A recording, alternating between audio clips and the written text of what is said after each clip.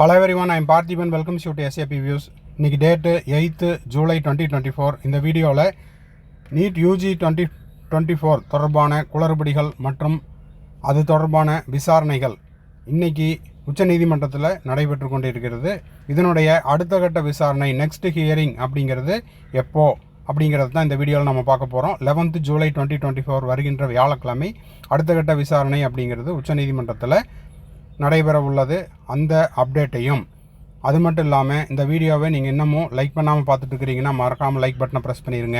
SAP Views YouTube சேனலுக்கு இப்போ தான் ஃபஸ்ட் டைம் வந்துருக்கிறீங்கன்னா மறக்காமல் சப்ஸ்கிரைப் பண்ணிவிட்டு பெல் ஐக்கானை கிளிக் பண்ணிட்டு பாருங்கள். இந்த வீடியோவை உங்கள் friends circle, relative circle, neighbour சர்க்கிளில் யாரெல்லாம் நீட் ஆஸ்பிரன்ஸ் இருக்காங்களோ அவங்களுக்கும் இந்த வீடியோவை ஷேர் பண்ணுங்கள். ஃபஸ்ட் அப்டேட் என்ன அப்படின்னு பார்த்தீங்கன்னா, நீட்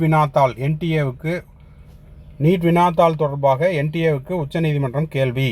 கொஸ்டின் பேப்பரை எப்போ பிரிண்ட் பண்ணுறீங்க, எப்போ டெலிவரி கொடுக்குறீங்க, எப்போ நீட் எக்ஸாம் சென்டருக்கு அனுப்ப போகிறீங்க, எப்போ அனுப்புகிறீங்க, கோஆர்டினேட்டிங் சென்டருக்கு எப்போ அனுப்புகிறீங்க அப்படிங்கிற விவரங்களெல்லாம் சமர்ப்பிக்குமாறும், அது மட்டும் இல்லாமல் வினாத்தாள் கசிவு, பேப்பர் லீக், அப்புறம் நீட் எக்ஸாம் நடக்கக்கூடிய நேரம் இதெல்லாம் எப்படி கோயின்சைட் ஆகுது அப்படிங்கிறதையும் தீவிரமாக விசாரிக்கப்படும் அப்படின்னு உச்சநீதிமன்ற தலைமை நீதிபதி கேள்வி எழுப்பியுள்ளார்.